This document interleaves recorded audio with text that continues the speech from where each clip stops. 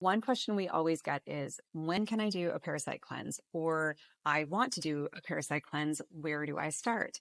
One of the things that we recommend is that, first of all, it's a bigger conversation than that. So if you want the bigger conversation, join us for a complimentary discovery call.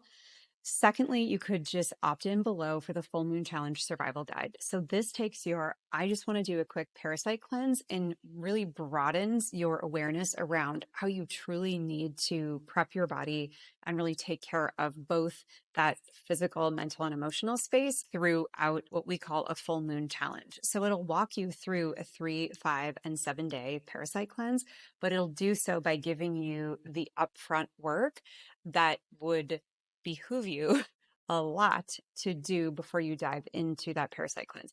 And because I'm also a mom and not just a practitioner, and a mom who's worked with so many pediatrics cases over the years. Remember, I was a doula for 20 years before I started this work. I give you charts and suggested, and when I say suggested, the doses are very small, just for even the most sensitive and smallest of people. But that way you've got suggested doses for your littles, for your middles, and for the adults in your household as just an overall recommendation. So go ahead and check out the Full Moon Challenge Survival Guide.